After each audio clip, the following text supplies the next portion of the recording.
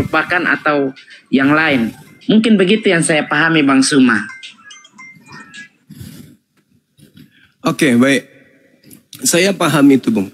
Terkait dengan tragedi ini, Anda boleh baca kesimpulan tanggapan daripada Pilatus di Matius 27 nomor 18. Oke, siap, Bang. Gubernur Pilatus paham betul bahwa mereka menyerahkan Yesus untuk disalibkan karena dengki. Catat kata dengki ini.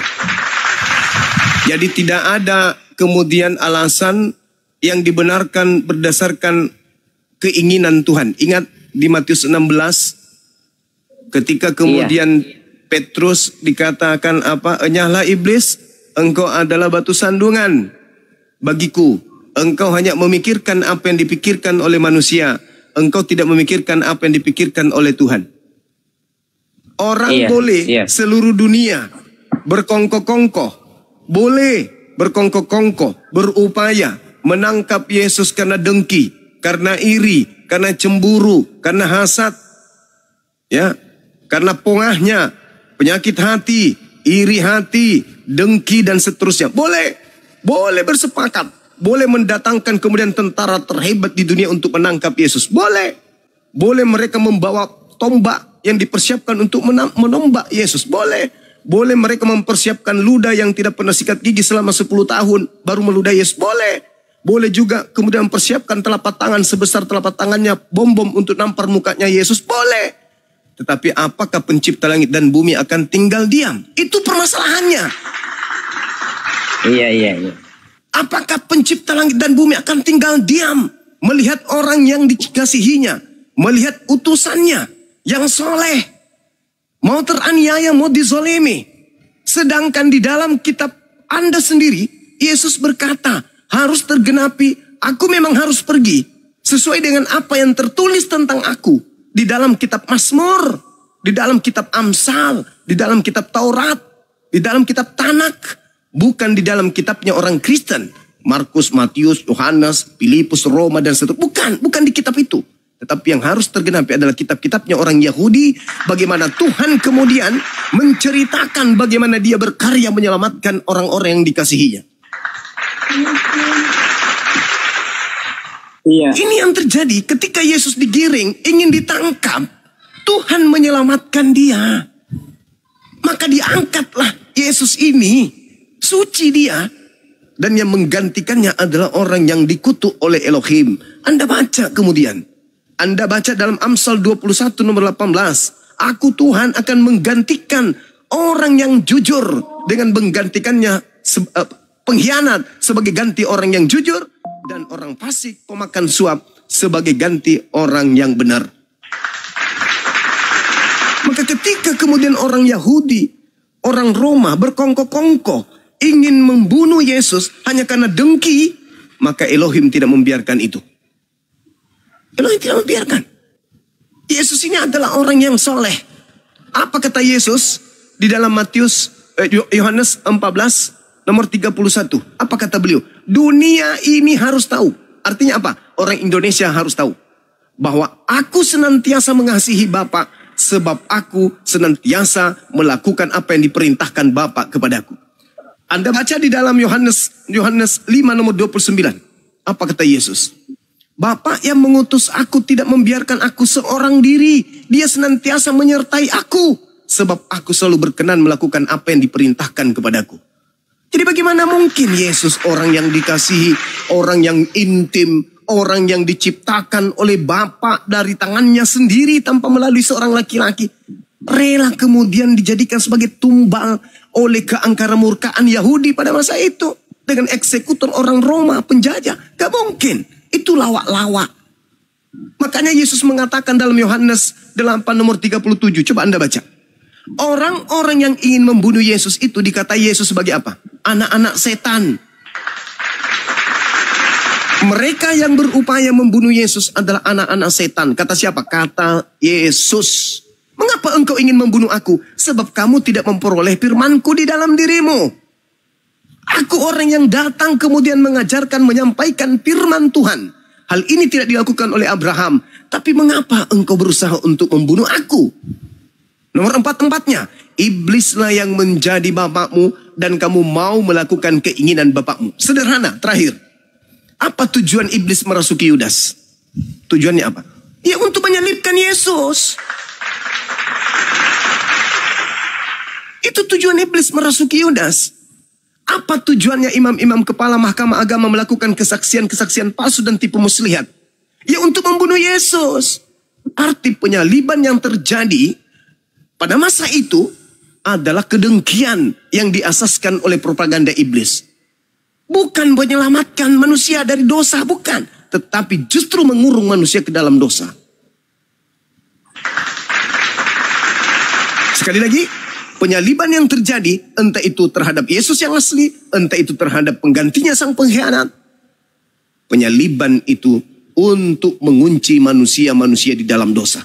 Kalau Anda ingin keluar dari kunci tersebut, silakan. Mumpung masih ada kesempatan. Karena Petrus berkata, coba Anda baca, buka Bible sekarang, Kisah Para Rasul 2, Petrus berkhotbah, di data nomor 29, nomor 30, 31, 32, 33, 34, 35, sampai nomor 40, Petrus berkhotbah dengan sangat jelas di sana. Apa kata Petrus? Bukankah Daud itu adalah kakek kita dan kuburannya masih ada di tengah-tengah kita? Beliau kakek kita ini telah bernubuat tentang bangkitnya seorang Mesias yang tidak mengalami kematian, yang jasadnya tidak ditinggalkan dalam kubur, tetapi di data nomor 33 yang dikatakan, dia akan diangkat oleh tangan kanan Elohim ke langit. Jadi kata Petrus, Yesus yang kau salibkan itu, maksudnya Kristus yang kau salibkan itu, maksudnya yang palsu yang telah kau salibkan itu, telah dijadikan menjadi Kristus untuk kalian. Telah dijadikan menjadi Tuhan untuk kalian. Inilah yang dikatakan oleh Al-Quran sebagaimana pembuka tadi yang saya katakan kepada saudara-saudara yang ada di sini. Al-Quran mengatakan, karena mereka ingkar terhadap rasul-rasulku, maka apa kata Allah? Inna ja'alna syayatin awliya'a lilladina la yu'minun. Aku menjadikan iblis sebagai pemimpin, sebagai tuan, sebagai sayyid, sebagai rab, sebagai Tuhan bagi orang-orang yang tidak beriman. Maka ketika orang-orang yang menyalibkan Yesus ini tersadarkan, mereka bertanya kepada Petrus, Petrus, apa yang harus kami lakukan? Apa kata Petrus kepada mereka? Nomor 40-nya. Bertobatlah dan tinggalkanlah angkatan jahat ini. Angkatan jahat, ketika Yesus ditanya di dalam Matius 12, Guru, apa? Tolong berikan kami tanda. Apa kata Yesus? Angkatan jahat ini minta satu tanda. Dan tidak akan diberikan satu tanda apapun selain tanda Yunus. Sebab Yunus 3 hari 3 malam dalam perut ikan. Demikian juga anak manusia akan berada di perut bumi, di perut bumi 3 hari 3 malam. Artinya, kebangkitan hari ketiga itu adalah tanda untuk angkatan jahat. Menurut Yesus, menurut Petrus, kebangkitan hari ketiga juga itu adalah angkatan jahat.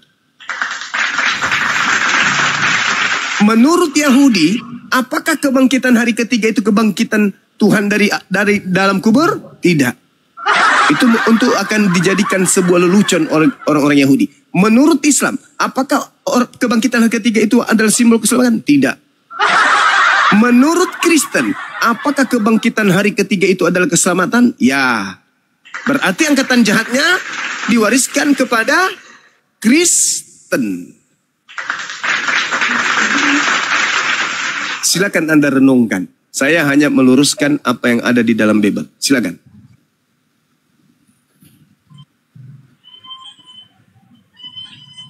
Iya.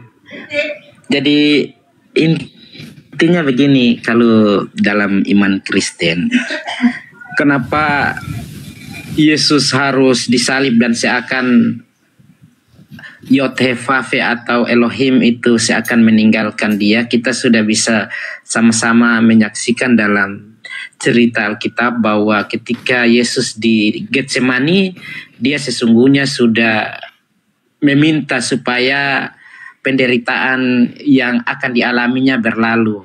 Tapi Tuhan tidak menjawab dan seakan Yesus ditinggalkan sebagai seorang anak manusia yang seutuhnya. Dari situ saya berkesimpulan bahwa ketika Yesus di atas kayu salib, dia tentunya menggantikan, sekalipun dia tidak berdosa atau tidak bersalah, tetapi dia tetap harus tergantung di kayu salib demi untuk umat manusia. Seharusnya yang tergantung itu adalah manusia pendosa, tetapi dia memilih untuk digantung sekalipun dia tidak berdosa. Yang itu yang saya pahami, Bang Suma. Jadi Yesus yang tergantung di kayu salib adalah Yesus yang dilahirkan oleh Maria dalam rupa manusia dan tergantung pun dalam rupa manusia, sekalipun dia adalah firman yang hidup. Mungkin sebatas itu yang mau saya sampaikan terkait dengan Yesus yang tersalib dan mati kemudian bangkit dari antara orang mati. Oke, baik. Saya dari sesi pertama kita pertemuan ini, saya ingin tahu dari saudara sebagai pewarta, apa yang Anda pahami pada saat Yesusnya kemudian berkata di dalam kitab saudara sendiri di Yohanes 12 nomor 31. Apa yang Anda pahami di sana? Ketika Yesus berkata bahwasanya sekarang saatnya penghakiman atas dunia ini dan juga penguasa dunia ini akan diusir, yaitu iblis, dan akan dilemparkan keluar. Keluar dari mana? Kalau saya pahami saudara, keluar dari kubur. Karena ini nubuatan. Sekarang berlangsung penghakiman atas dunia ini. Sekarang juga penguasa dunia akan dilemparkan keluar. Penguasa dunia ini jelas adalah iblis. Iblis ini dilemparkan dari mana? Bukankah kasus pelemparan iblis sudah terjadi zaman Adam? Ketika iblis dilemparkan dari Gan Eden. Iblis dilemparkan keluar. Nah sekarang terjadi lagi pelemparan. Pelemparan kemana? Iblis ini dilemparkan dari mana? Kalau saya memahami, iblisnya dilemparkan keluar dari kubur. Karena Yesus mengatakan dalam Yohanes 6 nomor 70. Nomor 70.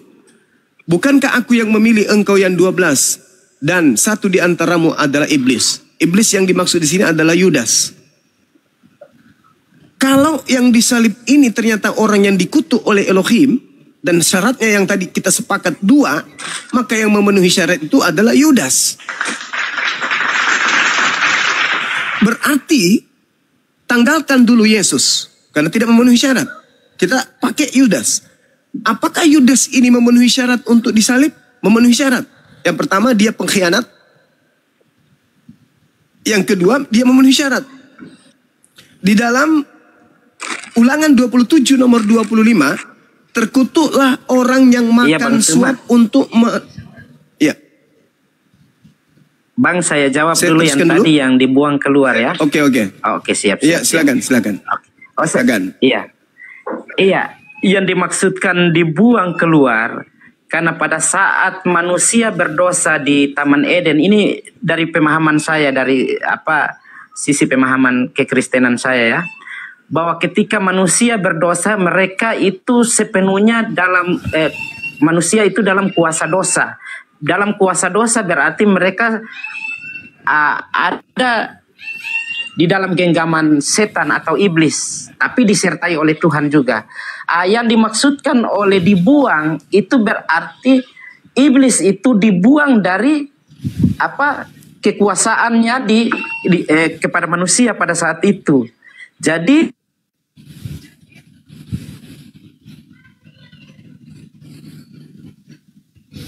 sinyalnya mungkin jelek itu Pak Warta.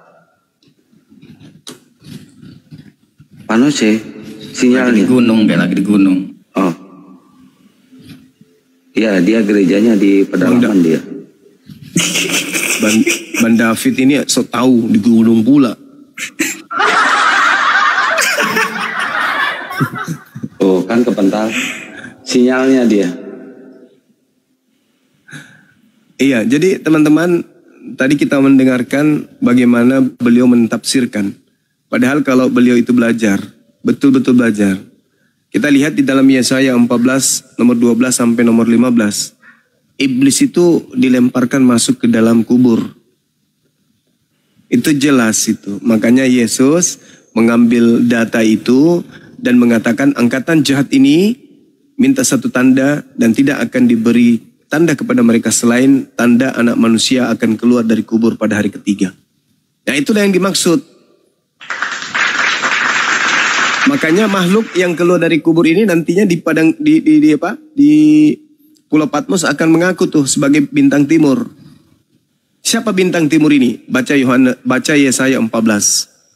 Bintang timur adalah Sibilisisis yang dilemparkan ke dalam kubur perut bumi. Kemudian Yesus mengatakan saatnya dunia akan dihakimi. Berlangsung penghakiman atas dunia ini. Sekarang juga penguasa dunia ini akan dilemparkan keluar. Penguasa yang dimaksud di sini adalah iblis. Keluar dari mana? Ya keluar dari kubur. Karena memang itu adalah simbol untuk angkatan jahat.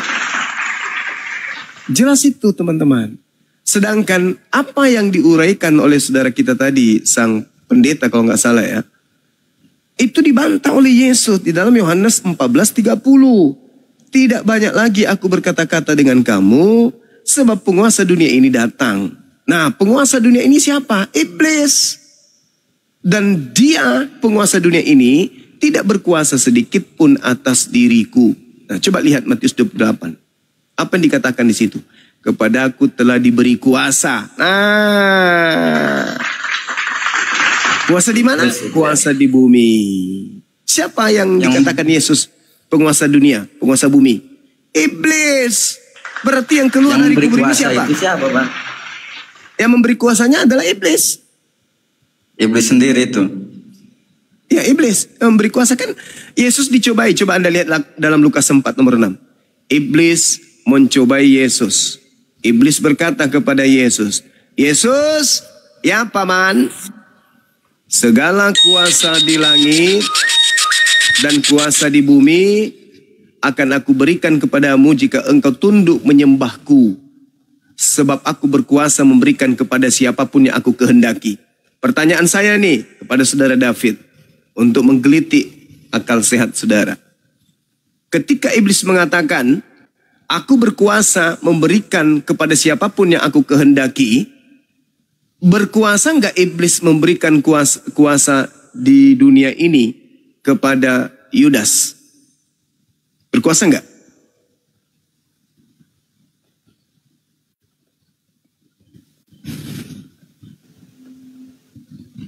Bang David.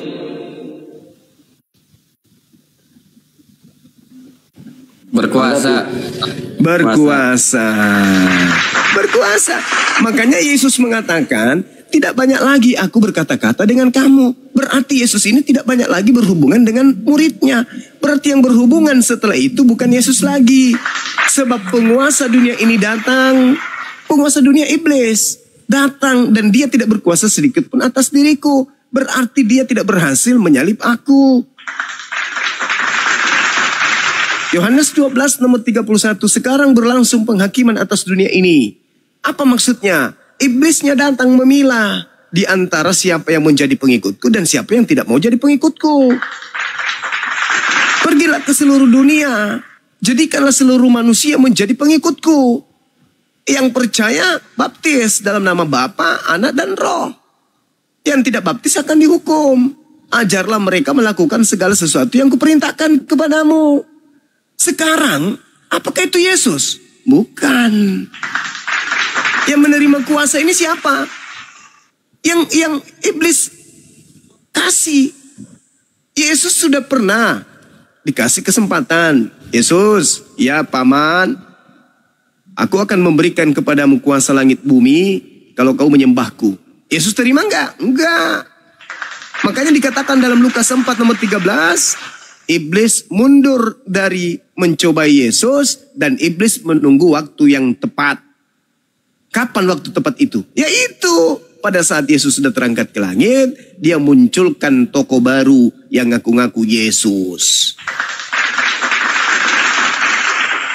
Makanya di Matius 7 orang-orang yang menjadi pengikut Kristus yang bukan Yesus anak Maria ini bermujizat bisa, bernubuat bisa, mengusir setan bisa. Kok bisa? Yesus sudah menubuatkan. Sebab Kristus palsu dan nabi-nabi palsu akan banyak melakukan mujizat dan tanda-tanda yang dahsyat. Coba. Berarti bisa. Pengikut-pengikut Kristus palsu ini bisa bermujizat? Bisa. Rasulullah bisa bermujizat? Bisa. Andi Simon bisa? Bisa. Kenapa tidak? Itu sudah dibuatkan. Tapi endingnya lihat. Pada hari itulah aku akan berterus terang kepada dia yang berkata, bukankah kami bernubuat, mengusir setan, bermujizat pakai namamu Yesus? Pada saat itulah aku akan berterus terang kepada mereka. Enyahlah daripadaku, aku tidak mengenal kalian. Kalian semua adalah pembuat kejahatan. Lalu mereka bernubuat, mengusir setan, mengobati orang di gereja, menyembuhkan orang. Itu Yesus mana? Yesus mana yang mereka panggil? Bukankah kami memanggil namamu, bernubuat, bermujizat, mengusir setan pakai namamu? Tapi Yesus mengatakan, aku tidak mengenal kalian. Berarti Yesus mana yang datang kepada mereka, yang membantu mereka mengobati orang sakit? Yesus palsu yang adalah penguasa alam roh. Yang Yesus katakan tadi di dalam Yohanes 12:31 yang dilemparkan keluar dan dia akan menyesatkan banyak orang. Itu saudara. Renungkan Berarti, itu baik-baik. Berarti nubuat Yesus itu benar gitu? Benar dong. Benar nubuatan itu. Kenapa itu bisa benar? Karena kitab saudara itu dituliskan dari hasil penelitian. Anda ngerti nggak karya ilmiah? Ngerti kan? Karya ilmiah itu ada unsur kebenaran di dalamnya. Kenapa? Ada unsur kebenaran. Karena itu berbicara tentang pengetahuan. Nah, sedangkan penulis Bible menuliskan berdasarkan hasil upaya mereka mengumpulkan berita-berita, peristiwa-peristiwa, kejadian-kejadian, cerita-cerita yang ada di tengah-tengah masyarakat pada zaman itu. Berarti ada unsur kebenarannya. Seibarat skripsi ada unsur kebenarannya. Yang penting bukan pembimbingnya yang kemudian palsu. Mengaku-ngaku pembimbing, tapi ternyata nggak pernah menjadi dosen pembimbing. Hanya asisten dosen tok. Tapi ngaku-ngaku sebagai pembimbing. Itu palsu namanya. Begitu saudara. Tapi kalau dikatakan bahwasanya murid Yesus mendapatkan pengajaran, oh jelas. Karena memang Yesus memiliki murid-murid. Tapi sayangnya muridnya mengenal gurunya hanya sebagai dosen bagi Bani Israel. Bukan sebagai pencipta dosen. Ini yang saudara-saudara Kristen harus pahami dengan baik. Jadi tujuan kami umat Islam ini, apa endingnya? Ya, membersihkan Yesus dari tuduhan-tuduhan, sangkaan-sangkaan negatif tentang dirinya. Kurang apa lagi Islam baiknya ini? Ketika Kristen mengatakan Yesus ditampar, Islam mengatakan tidak. Tapi ketika Islam yang mengatakan Yesus tidak dibagikan kainnya, tidak ditelanjangin, Kristen marah. Oh enggak, Yesus kami itu ditelanjangin. Ketika umat Islam mengatakan Yesus tidak diludahin, enggak.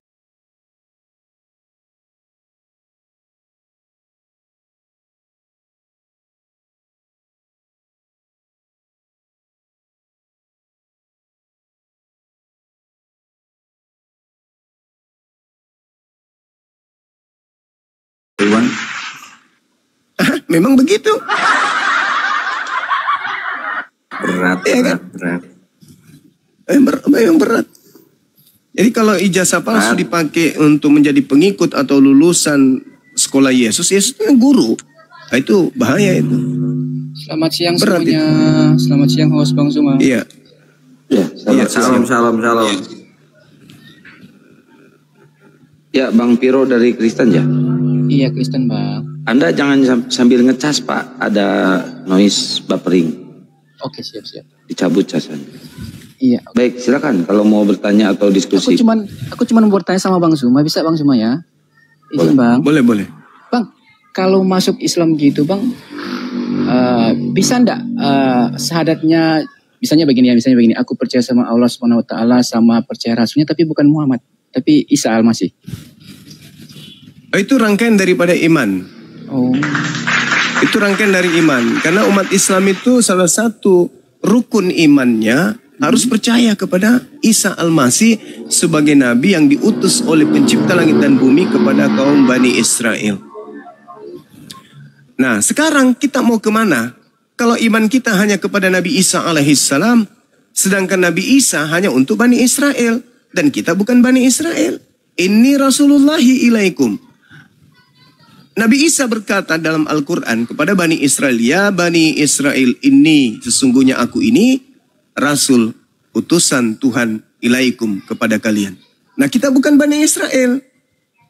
Makanya ketika Nabi Isa datang, dia katakan, aku datang memberitakan kabar gembira tentang datangnya seorang Nabi Rasul penutup bernama Ahmad. Begitu juga yang diterangkan di dalam kitab saudara. Bahwa Yesus mengatakan, Yohanes 14 nomor 16, aku akan minta kepada Bapa agar Bapa ngutus seorang penolong lain. Penolong lain selain daripada Yesus yang akan datang. Nah, dialah yang akan mengajarkan segala sesuatunya tentang kebenaran, tentang hukum-hukum dan pengisapan dunia akan dosa. Maka Nabi Muhammad diutus rahmatan lil alamin, untuk sebagai kasih sayang kepada alam semesta. Litubayyina linnas, untuk seluruh umat manusia. Itu jelas itu. Nabi Musa hanya untuk kaumnya, Nabi Isa untuk kaumnya. Nabi Musa, Moses untuk kaumnya, Yesus untuk kaumnya. Nabi Muhammad litubayyina linnas, untuk seluruh umat manusia. Jadi kalau kita bersyahadat, boleh saja. Aku bersaksi tiada Tuhan selain Allah, dan bersaksi Isa alaihi salam adalah Rasul Allah. Boleh, boleh. Tetapi hanya persaksian. Kita tidak bisa mengikuti prosesi keagamaannya, keyakinannya, syariatnya, hukum-hukumnya. Kenapa? Karena kita bukan Bani Israel. Maka solusi terakhir, ada utusan dari langit yang diutus untuk seluruh umat manusia, yaitu baginda Rasulullah Muhammad sallallahu alaihi wasallam. Maka ketika orang-orang Kristen masuk ke dalam barisan pengikut Nabi Muhammad, maka dengan otomatis dia menjadi pengikut Yesus Kristus. Otomatis menjadi pengikut Nabi Musa. Otomatis menjadi pengikut Nabi Harun, Abraham, Isa, Yakub dan seluruh nabi-nabi. Itu kenapa? Di Islam wajib hukumnya beriman kepada nabi-nabi tersebut. Di Islam wajib beriman kepada kitab-kitab tersebut. Sambil beriman kepada kitab-kitab tersebut, umat Islam mempraktekkan pola keislaman, yaitu syahadatain, bersaksi tiada Tuhan selain Allah, dan bersaksi bahwa Nabi Muhammad diutus untuk mengajarkan manusia menghargai nabi-nabi yang datang sebelum dirinya.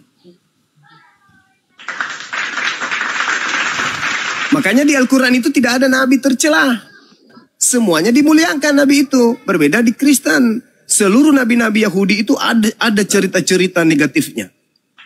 Daud, Lut, Harun, semua dicerita-cerita jelek. Termasuk Kristus Yesus. Hancur dibuatnya. Kenapa? Karena sejatinya mereka hanya penumpang gelap. Mereka hanya numpang tenar menggunakan nama-nama orang-orang Yahudi, kitabnya Yahudi. Karena kalau tidak, mereka akan dikenal sama seperti Trinitas, Trimurti, Triteis, atau Mitrateis, dan seterusnya. Bang Juma, makanya Juma. Supaya mereka... Ya, silakan. Ya, oke, Bang Juma izin ya. Sebenarnya begini Bang Juma ya. Bang Juma tahu enggak kenapa alasan saya nggak mau menerima Nabi Muhammad itu sebagai Nabi? Iya, silakan. Masalahnya begini Bang Juma ya. Aku kan udah banyak kali dengar kan teman-teman ketika diskusi juga berbicara tentang riwayatnya Nabi yang menceritakan tentang inilah nabinya seperti ini, seperti ini. Jadi aku kayaknya gimana ya, rasa gimana ya dalam hati saya, nggak bisa terima aja sih dengan apa yang diriwayatkan di dalam hadis-hadis berbicara tentang Nabi Muhammad itu loh. Contohnya ya yang seperti itulah yang sering kali dikatain orang-orang Kristen kan, seperti Nabi katanya kawin sama gitu-gituan. Itu sih. Makanya, oke. Kalau ya gimana? Baik, saya jawab. Boleh saja Anda berpikir seperti itu, boleh. Saya pun akan berpikir sama seperti saudara. Bedanya, Anda melihat kuman di seberang laut. Gajah di pelupuk mata Anda nggak lihat. Itu bedanya. Sekarang kalau Anda ingin menakar Nabi Muhammad, dari detik, menit, jam, hari, minggu, bulan, tahun, sampai beliau meninggalkan dunia ini, diurai hidupnya. Dari detik ke menit, menit ke jam, jam ke hari, hari ke minggu, minggu ke bulan, ke tahun, ke abad, dan seterusnya. Diurai. Semua apa yang dilakukan. Bahkan kalau perlu desahan napasnya pun diurai. Disampaikan kepada seluruh orang banyak. Silsilanya jelas, rumah tangganya diurai, hubungannya dengan orang tuanya diurai, tetangganya, masyarakatnya, pemerintahannya, kerajaannya, kitab sucinya, ucapannya, persetujuannya, kesepakatannya, semua diurai. Rangkaian uraian tentang Nabi Muhammad muncul 2 poin yang negatif. Tuduhan orientalis barat. Yang kedua, tuduhan orang-orang yang tidak berilmu. 2 hal ini tidak akan pernah menjatuhkan kemuliaan beliau sebagai nabi suci. Itu hanya tuduhan yang didasarkan dari kebencian, dari ketidaktahuan. Sedangkan kalau Anda ingin menakar beliau dengan manusia lain, maka harus Anda jujur mengakui. Anda harus mendudukkan dulu. Siapa Paulus ini? Bagaimana hari pertama hidupnya? Hari kedua, hari ketiga, hari keempat, hari kelima. Tahun pertama, tahun kedua, usia ke-3 tahun, usia ke-5 tahun, usia pada saat dia dewasa, usia pada saat dia remaja. Ngapain aja dia? Siapa nama bapaknya? Siapa nama ibunya? Bagaimana dia ketika dia kemudian mengaku sebagai ahli kitab? Apa yang dilakukan? Pada saat tahun sekian dia ngapain? Tahun sekian dia ngapain? Ada diceritakan sebuah buku? Saya sebagai muslim rindu. Saya sebagai muslim rindu. Dan saya siap membuang dana besar kalau ada yang mencetak buku tentang riwayat hidup Paulus lengkap. Atau jangan Paulus, terlalu berat. Yesus. Sedangkan narasi yang muncul secara histori di dalam Bible, usia 13 tahun sampai usia 29 tahun, Yesus yang adalah Tuhannya Kristen kehilangan sejarah. Yesus ngapain aja usia 13 tahun? Usia 14 tahun, 15 tahun. Mana tahu dia menjual pecel lele. Mana tahu dia judi online, tapi itu tidak mungkin. Tapi mungkin mana lagi? Kita multitafsir tentang sejarah hidupnya. Karena tidak ada berbeda dengan Nabi Muhammad. Mari kita uji nabiku. Pada saat nabiku usia 1 tahun, usia 2 tahun, usia 3 tahun, 4 tahun. Sampai beliau meninggalkan dunia ini. Coba Anda bandingkan. Jangankan hal sepele. Allahumma salli ala sayyidina Muhammad wa ala ali sayyidina Muhammad. Coba Anda bayangkan. Ketika di dalam kitab Wahyu 1 nomor 1 dikatakan, inilah wahyu Yesus Kristus yang diberikan Allah kepadanya untuk disampaikan kepada hamba-hambanya. Oke. It's okay bro. Ketika kita dengarkan itu wow, bagus sekali. Yesus menerima wahyu. Tapi ketika ditanya, mana wahyu pertama yang diterima oleh Yesus? Gereja akan tenggelam setenggelam-gelamnya. Udah jelas. Ketika Paulus mengatakan, akulah Rasul Yesus Kristus yang diutus oleh Tuhan kita Yesus Kristus. Di mana Yesus kemudian pernah mengutus? Di mana kemudian Yesus pernah berfirman kepadanya? Kitab Roma, Galatia, Filipi dan seterusnya. Di mana? Tidak ada kejelasan. Ketika Nabi Muhammad diceritakan usia sekian, ibunya sudah, ayahnya meninggal, kemudian ibunya meninggal, kemudian pamannya, kemudian kakeknya dan seterusnya. Terinci. Lalu muncul pembenci-pembenci seakan melihat kuman di seberang lautan. Sedangkan kalau saya bertanya dengan pertanyaan sepele, seorang utusan Tuhan akan dipilih dari manusia terbaik, dari silsilah terbaik, dari manusia terbaik. Dari sejak Nabi Adam alaihissalam sampai kepada ibu yang menyusuinya, sampai kepada darah yang mengalir dalam tubuhnya, sampai kepada daging yang keluar dari rahim ibunya, harus bersih, harus murni. Kenapa? Dan dalam kitabnya Yahudi pun diterangkan dalam Mazmur 58 nomor 3 dan seterusnya. Tuhan menetapkan orang benar dari sejak dalam kandungan. Tuhan menetapkan penyesat dari sejak kandungan. Oleh karena itu, benar tidaknya seorang utusan harus kita lihat dari silsilahnya.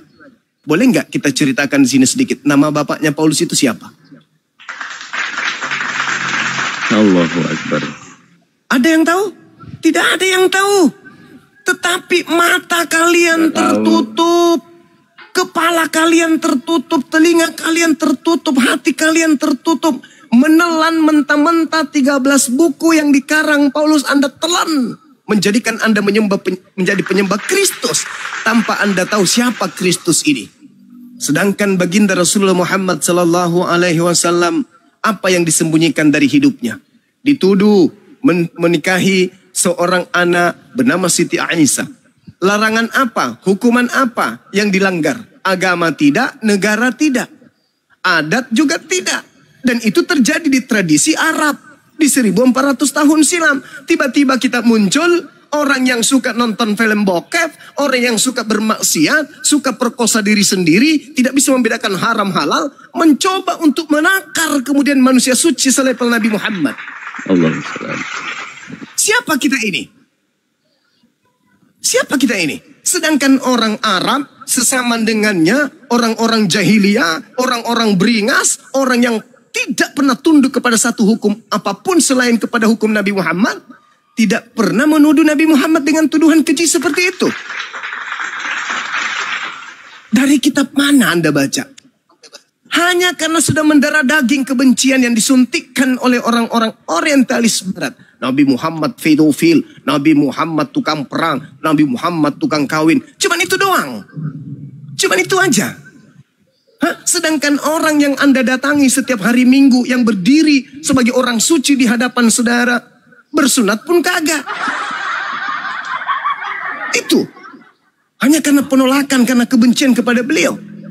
Orang-orang setiap hari belajar tentang napas beliau, tentang cahaya beliau, bagaimana beliau ini, apa yang dilakukan, kemudian beliau menangis dan meneteskan air mata. Membaca kitab tentang riwayat hidupnya, Sirah Nabawiyah lengkap. Mereka terurai air mata. Kenapa mereka tahu sumber? Mereka mengerti tentang yang sebenarnya. Bukan hanya omon-omon, mendengarkan bisikan gosip-gosip murahan di luar tentang beliau. Tetapi mengambil kitabnya, membaca kitabnya dengan tekun, menelaah, mencari di mana titik kelemahannya manusia ini. Dan alhasil, tidak ada manusia yang belajar Islam yang menemukan sedikit pun celah pada diri baginda Rasulullah Muhammad sallallahu alaihi wasallam. Yang belajar loh ya. Yang belajar, bukan yang cuma omon-omon saja. Ya, silakan. Ya, Bang Suma gini Bang Suma ya.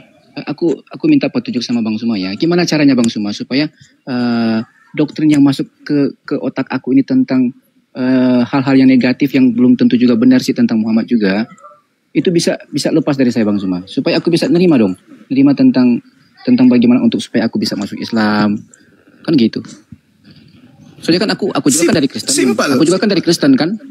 Kayak agak sulit juga sih buat aku untuk untuk cepat lepas dari doktrin-doktrin itu tentang sifat-sifat negatif dalam tanda kutip ya Nabi Muhammad itu di dalam otak saya itu loh. Gimana sih Bang Suma? Iya. Jadi simple sekali.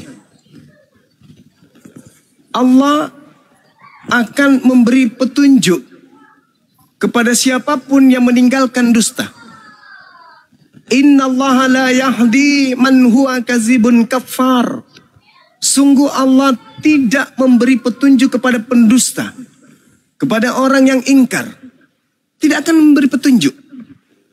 Maka yang diberi petunjuk itu adalah mereka yang mendalami Bible terlebih dahulu.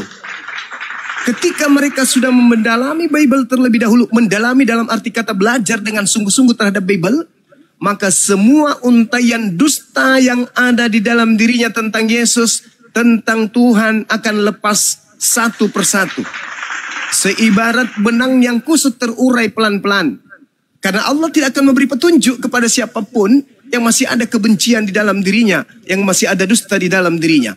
Kalau masih mengimani Bible, tanpa kemudian belajar Bible, lalu mencoba untuk mengkaji Al-Quran, maka akan terjadi dua hal. Membekukan hati saudara, membenci terhadap Islam, dan hidup dalam kebodohan. Atau yang kedua, Anda dudukkan perkara itu dengan kedudukan pada tempatnya. Apa itu? Ambil Bible, Anda pelajari. Gunakan akal sehat Anda untuk menelaah. Yang pertama, ketika dikatakan Tuhan beranak dan Tuhan diperanakkan, tanya akal sehat saudara, rasionalkah tersebut? Ketika kemudian ada Tuhan yang minta kepada Tuhan yang lebih senior, tanya pada diri Anda, masuk akalkah hal tersebut? Ketika kemudian Anda menyembah kepada hal yang dilahirkan oleh manusia yang punya kelemahan, dan Anda katakan manusia melahirkan Tuhannya, apakah Anda bisa terima hal tersebut? Dan yang terakhir, ketika Anda mempertuhankan sosok makhluk yang setara dengan makhluk lainnya, apakah bisa ditelaah dengan pikiran Anda hal tersebut? Kalau Anda sudah melanggalkan item-item tersebut, mari silakan datang kepada Bang Suma, kita belajar Al-Quran, kita belajar Islam. Selama hal 4 ini masih ada di dalam diri Anda, Tuhan itu 3 dalam satu pribadi atau satu hakikat. Tuhan itu bisa memohon kepada Tuhan yang lain. Tuhan itu kemudian diperanakkan oleh manusia. Tuhan itu setara dengan makhluk yang lain. Anda tidak akan sampai kepada cahaya Islam. Yang ada hanya bolak-balik, keraguan, bimbang, ragu. Sehingga apa yang terjadi? Sedikit saja Anda akan mengalami hal yang dialami oleh umat Islam kebanyakan. Maksud Bang Suma, banyak umat Islam menjadi Islam bukan karena proses berpikir. Tapi karena cuma ikut-ikutan keluarga. Emak, ayah kebetulan Islam. Begitu mereka hidup dalam masyarakat kehidupan sosial, ditimpa musibah, kelaparan, ekonomi, sakit, pendidikan, miskin, dipecat, rapuh. Datang misionaris menawarkan agama baru, mereka tinggalkan agama yang Islam. Kenapa? Karena mereka berislam tanpa proses berpikir. Tapi kalau orang berislam karena berpikir, mau Anda tawarkan apapun, dia tidak akan meninggalkan akidahnya. Nah, saya tidak ingin Anda ada dalam posisi itu. Yang saya inginkan adalah kembali dulu di rumah, pelajari agamamu baik-baik, baca Bibelmu baik-baik. Kalau Anda sudah menanggalkan itu, dalam arti kata ragu saja dulu. Bahwa ini tidak mungkin Tuhan itu ada 3 pribadi. Tidak mungkin Tuhan itu berdoa kepada Tuhan. Tidak mungkin kemudian Tuhan mengutus Tuhan. Tidak mungkin manusia melahirkan Tuhan. Tidak mungkin Tuhan itu setara dengan makhluknya.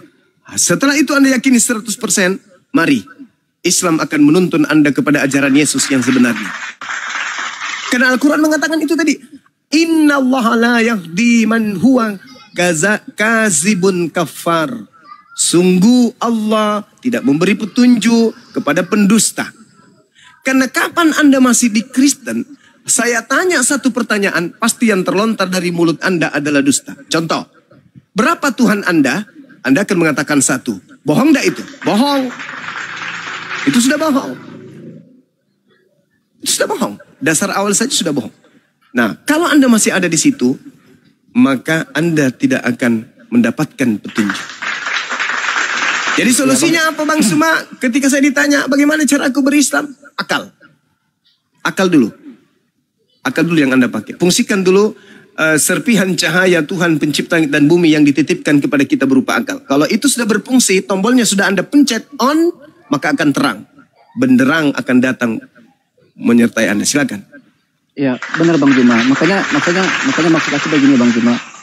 Aku pingin masuk Islam kan begitu. Cuman aku nggak mau kayak omongan Bang Juma tadi kan, masuk Islam itu hanya nggak berakal, nggak berpikir kan begitu. Jadinya nantinya bisa aja juga murtad nantinya kan begitu. Makanya pinginnya aku sih sebenarnya kalau masuk Islam kan kayak sama Bang Suma udah berpikir seperti apa Nabi Muhammad itu, Qurannya seperti apa, Allah SWT-nya seperti apa. Itu maksud aku nggak mau terburu-buru sih, benar sama perkataan Bang Suma. Iya. Jadi gini Bung. Saya banyak beberapa anak didik mu'alaf, baik dari kalangan intelektual, cendekiawan, yang sekarang ini posisinya ya. Itu prosesnya saya belajar dan dia juga belajar. Itu unik. Salah satunya ketika saya katakan kepada dia, kamu makhluk. Dia katakan, iya aku makhluk. Adakah rasa takut kepada Tuhan, pencipta langit dan bumi? Dia katakan, ada. Nah, kalau kamu takut kepada pencipta langit dan bumi, bagaimana akal Anda menerima ada Tuhan turun ke bumi, ditampar, ditombak, diludahin, dibunuh oleh ciptaannya? Apakah Anda mengakui itu tanpa ada rasa takut, tanpa ada rasa risih, tanpa ada rasa terbebani? Ini Tuhan yang menghancurkan Sodom Gomora, yang menciptakan neraka untuk memblender manusia, turun ke bumi netek sama manusia. Apakah Anda tidak merasa sedikit risih? Enggak ada rasa takut untuk mengucapkan itu? Kata dia, loh, setelah Anda tanya Bang Suma pertanyaan ini, saat ini juga baru muncul ketakutan. Selama ini jangankan ketakutan, saya anggap itu adalah suatu kegagahan. Tuhan kami datang, kami bertepuk tangan, karena datang dengan kasihnya mati untuk dosa-dosa kami. Itu jadi lelucon, malah sesuatu yang berbalik dari apa yang saudara pertanyakan. Sekarang ketika saudara bertanya, adakah rasa risih, adakah rasa takut terhadap pencipta langit dan bumi yang mampu menghancurkan kemudian apapun yang ada? Apakah Anda rasa takutnya? Sedangkan Yesus mengatakan, jangan kau takut kepada dia yang hanya mampu membinasakan manusia, tapi takutlah kepada dia yang mampu membunuh manusia dan melemparkan manusia ke dalam api neraka. Adakah sedikit rasa takutmu kepada hakikat tersebut? Apa kata teman saya sebelum dia syahadat? Bang, saya kok gemetaran ini sekarang. Kenapa bisa? Wah, saya kemarin mengimani Tuhan saya mati loh. Dibunuh demi untuk menyelamatkan manusia. Sementara Tuhan itu maha kuat, maha dahsyat, maha perkasa. Lantas saya bacakan surah apa? Saudaraku, saya hanya mengatakan begini. Saudaraku, innama tunziru manittaba az-zikra wa khasyar rahman bil ghaib fabashshirhu bimagfirati wa ajrin karim. Sesungguhnya engkau hanya memberi peringatan kepada orang-orang yang mau mengikuti peringatan dan yang takut kepada Tuhan yang Maha Pengasih, walaupun mereka tidak melihatnya, maka berilah mereka kabar gembira dengan ampunan dan pahala yang mulia. Saya hanya butuh waktu 3 hari. Waktu itu saya masih ngajar beliau, saya kebetulan ngajar bela diri. Bukan hari bela diri dia datang. Saya bilang, loh, enggak latihan hari ini, Dek. Enggak bang, saya masih mau melanjutkan pertanyaan saya yang kemarin. Sampai pada ujungnya, mertua saya pada saat itu temannya nak, kok sampai jam 3 tadi subuh nggak tidur. Kasihan loh itu, saya lihat pagi-pagi badannya penuh dengan bekas-bekas nyamuk. Apa solusinya? Karena anak ini mau betul-betul menemukan Islam, saya belikan kelambu di pasar. Kami belajar di dalam kelambu. Kelambu itu dibuat di rumah waktu rumah saya masih dulu. Kami bikin kelambu, di dalam kelambu itulah kami berdua bertanya. Beliau jurusan kedokteran, alhamdulillah sekarang sudah selesai S2. Beliau mengambil spesialis saraf. Bedah saraf. Dari proses berpikir inilah kemudian akhirnya dia menyatakan syahadatain. Karena takut. Harus dilahirkan rasa takut kepada Tuhan. Kalau tidak ada rasa takut, taunya cuma tepuk tangan untuk Tuhan. Maka kalau rasa takut itu sudah tidak ada pada Tuhan, sudah merasa dia dengan Tuhan itu anak ayah, sudah merasa Tuhan itu temannya, sudah merasa Tuhannya itu adalah teman-teman rekan seakan-akan teman bisnisnya, maka manusia itu tidak akan lagi ada rasa takut kepada pencipta. Kalau tidak ada lagi rasa takut kepada pencipta, maka maksiat apalagi yang dia takut untuk lakukan? Apalagi kalau sudah dikasih label, kalian bukan lagi hamba Tuhan, tapi kalian adalah anak-anak Tuhan. Apalagi yang ditakutkan untuk tidak lakukan? Maksiat apalagi yang tidak mau dilakukan? Oh, saya pewaris. Saya pewaris Tuhan, anak-anak Tuhan. Saya mau makan makanan apa saja boleh, melakukan apapun boleh, karena saya dekat kepada Tuhanku. Saya ingat ketika saya ikut kajian, dulu saya pernah ikut kajian, seorang pemimpin materi turun dari mobil membawa anjing, anak anjing. Saya kaget, karena saya kan aktivis waktu itu. Saya kaget, jadi saya banyak bertanya. Aku bilang, Ustadz, kok bisa ini? Oh iya, saya tahu kalian adalah mahasiswa yang cerdas dan kritis. Saya tunggu pertanyaan. Apa jawaban beliau? Saya melakukan ini karena saya tahu bagaimana cara kemudian untuk membersihkan najis. Saya melakukan ini karena saya tahu bagaimana caranya membersihkan tubuh saya dari najis liur anjing. Saya bilang gitu. Saya bilang gini pada saat itu. Kalau begitu, pulang dari sini, Ustadz boleh dong ke tempat ese-ese. Di gedung itu tumpah riuh orang tertawa. Loh, tunggu dulu, jangan tertawakan saya. Sebab Ustadz ini tahu caranya bertaubat. Berarti setelah ini Anda boleh saja melakukan kemaksiatan-kemaksiatan lain. Karena Anda bisa bertaubat. Anda tahu cara bertaubat. Berarti Anda bisa melakukan kemaksiatan. Kalau sudah jelas-jelas dalam syariat Islam, liur anjing itu najis dan cara membersihkannya itu ribet. Lantas Anda mengatakan Anda boleh memeliharanya, menggendongnya dengan menggunakan pakaian yang kelak akan Anda jadikan sebagai pakaian untuk ibadah. Hanya untuk menguji kami sebagai seorang mahasiswa. Maka Anda memberi ruang kepada kami.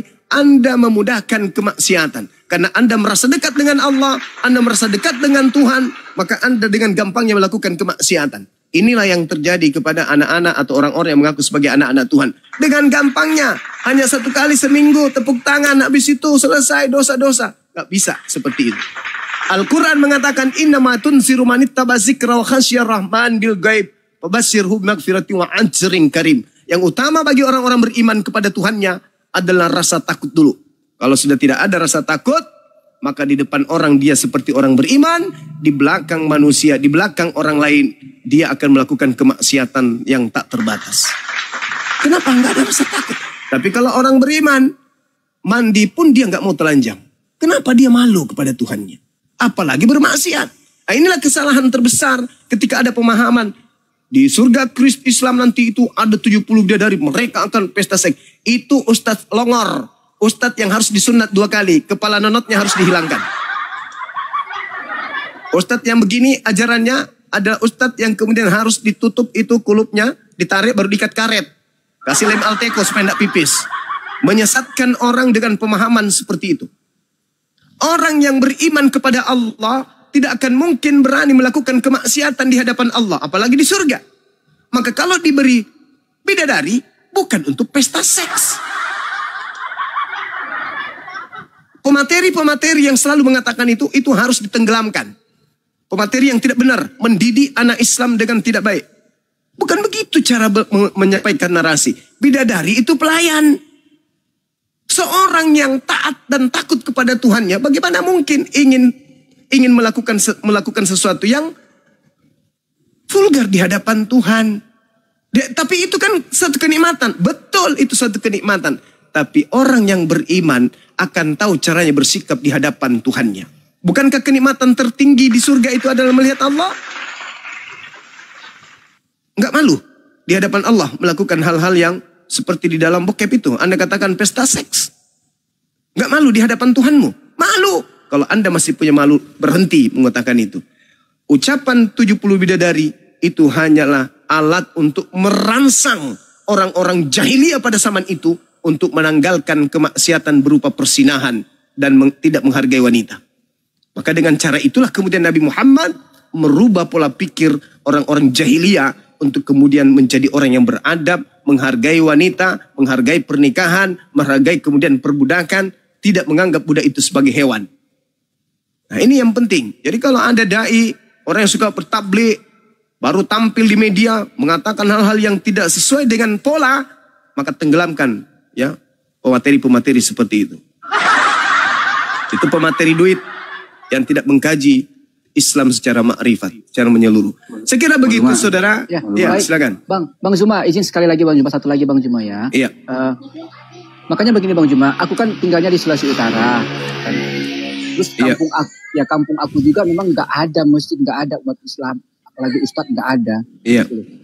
Maksud aku begini Bang, aku juga kan kalau pingin cari ustadz gitu, mau bincang-bincang tentang Islam kan, memang nggak ada Bang Zuma, kagak ada di kampung kami ini, nggak ada. Terus kedua, aku juga biar bagaimanapun aku juga kan takut juga sama keluarga-keluargaku. Semua keluarga aku itu semua Kristen semua Bang. Gak ada yang Islam, semua Kristen semua. Gak ada Islam. Nah, makanya aku datang ke komal-komal seperti ini, pingin cari komal-komal Islam seperti ini ya. Seperti ini aku mau cari tahu aja sih kebenaran dalam Islam itu seperti apa. Kan gitu. Makanya aku gak terkesan kalau aku masuk Islam itu gak terkesan buru-buru kayak Bang Zumai bilang tadi, gak berpikir udah masuk Islam lagi. Kan begitu. Iya. Betul. Ya makanya saudaraku. Aku pikir gini Bang, aku kan udah follow Bang Zuma. Iya. Nah, gimana caranya aku bisa komunikasi sama Bang Zuma? Gak harus seperti kayak di Komal begini kan? Ada nomor Excel saya Bang. Nanti hubungi Kian Santang, di follow aja beliau. Banyak kok teman-teman kita non Muslim yang selalu komunikasi pribadi di belakang.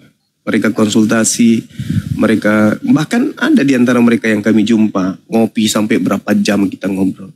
Saya dekat dengan kepala Departemen Agama Kabupaten Toraja. Saya akrab banget, akrab sekali.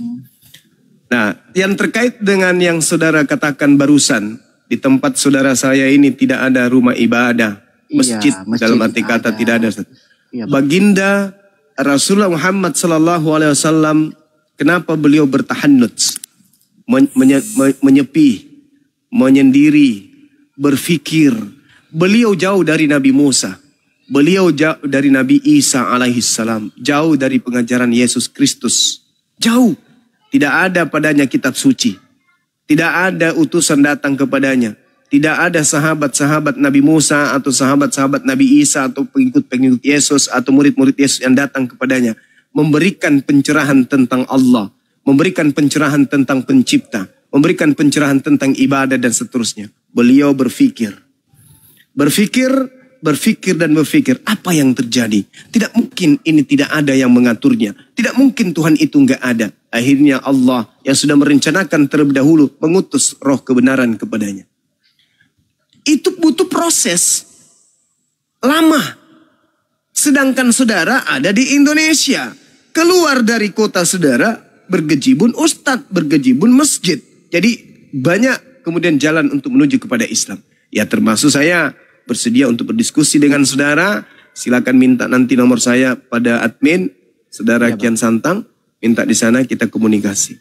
Apapun itu. Mau bertanya tentang Quran, mau bertanya tentang Bible, setahu saya akan ajarkan. Saya akan sampaikan. Gitu saudara. Silakan. Mungkin ada masukan dari yang lain. Ya saudara Viro, thank you. Ada, saya Assalamualaikum, Gurunda. Waalaikumsalam. Saya masuk silakan. sedikit, Gurunda. Ya, Ini silakan. iya. Asyhadu Piro. Ya, siap. jangan. Biar beliau belajar. Ya makanya Ya, makanya begini Bang Zuma. Nanti DM ke saya ya Bang Piro ya. Ya, aku udah dikasih petunjuk juga Bang Zuma, nggak boleh buru-buru kan. Harus berpikir dulu, biar nggak kayak semacam orang betul. Islam yang tiba-tiba aja karena nggak berpikir murtad lagi kan gitu. Iya, betul. Iya, silakan Bang, silakan. Di Islam itu cile. Jangan menunggu pintar dulu baru mendaftar SD, sekolah dasar. Jangan. Tapi pahami dulu bahwa keselamatan itu penting. Sekolah itu penting. Pendidikan itu penting. Kebenaran itu penting. Kita harus pintar, kita harus cerdas, kita harus jadi orang, kita harus sukses dunia akhirat. Baru dasar pijakan itulah datang ke sekolah daftar.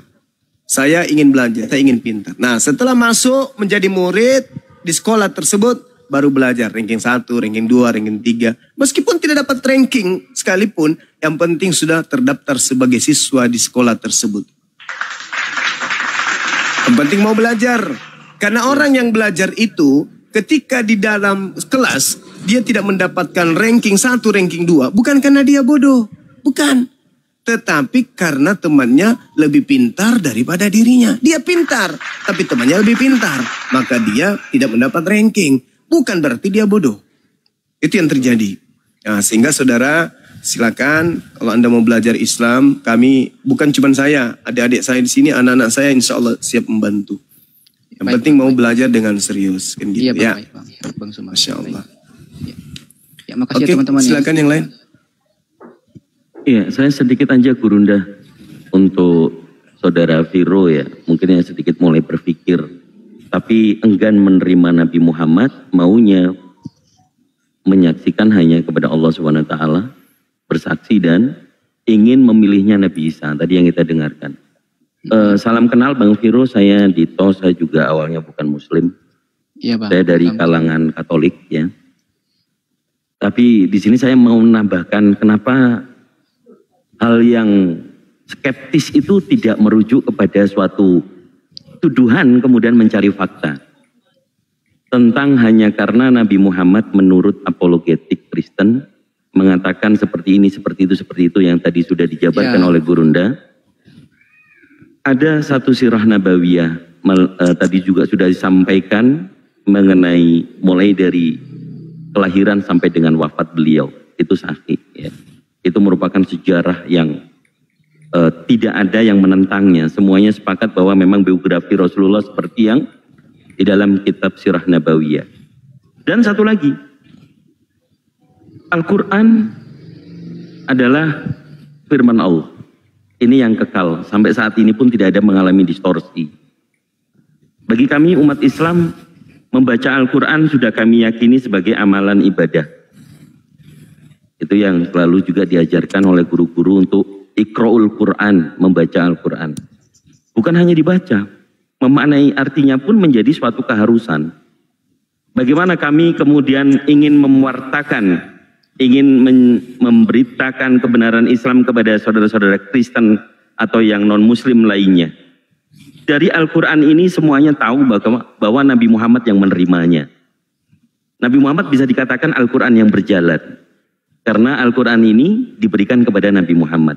Bagaimana Al-Quran yang berjalan ini dihadapkan dengan tuduhan-tuduhan itu? Sangat hina. Jadi kalau tantangan dari Al-Quran sendiri sudah ada, dzalikal kitabul la raiba fihi hudzal lil muttaqin. Tidak ada keraguan di dalam Al-Quran. Kalau Anda masih meragukan Al-Quran, tantangannya ada di ayat 23-nya. Jika kamu masih meragukan Al-Quran yang kami turunkan kepada hamba kami Muhammad, buatlah satu surah saja semisal dengannya. Gunakan penolong-penolongmu yang lain selain Allah jika kamu orang yang benar. Kalau kemudian tentang akhlak baginda Rasulullah Shallallahu Alaihi Wasallam, bagaimana tadi yang Anda katakan tuduhan dari orang-orang lain yang Anda resapi, Anda dengar. Ada satu kisah yang ini meluluhkan hati kami, semua umat Islam ingin berjumpa dengan beliau. Pada saat di pasar, Rasulullah menyuapi seorang buta. Orang buta itu sama gambarannya dengan orang-orang yang saat ini tidak kenal dengan Rasulullah. Tapi bedanya orang tua ini, buta matanya, memang benar-benar buta. Beliau disuapi Nabi Muhammad, disuapin sambil ngomel-ngomel ngata-ngatain Nabi Muhammad. Nabi Muhammad gila, seperti yang tadi dikatakan oleh mungkin katanya-katanya yang Anda serap Bang Vero. Tapi apa yang dilakukan oleh Nabi Muhammad? Menyuapi dengan setulus hati, dengan kelembutan. Sehingga kelembutan sesuapan demi suapan ini tidak dirasakan ada satu sakit hati dia dihujat. Yang dirasakan oleh orang yang buta tadi. Setelah beliau wafat, ada yang menggantikan menyuapkan, yaitu Sayyidina Abu Bakar As-Siddiq.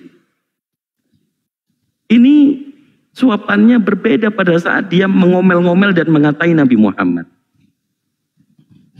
Dari akhlak yang seperti ini, orang buta yang seperti kalian buta hatinya, tidak skeptis, hanya mendengarkan dari pakar orientalis membuat suatu data menjelek-jelekkan Nabi kami, tetapi yang dilakukan, saksi yang langsung menyuapi orang buta itu, Sayyidina Abu Bakar As-Siddiq, yang beliau juga akhirnya panas mendapatkan hujatan, suapannya berubah.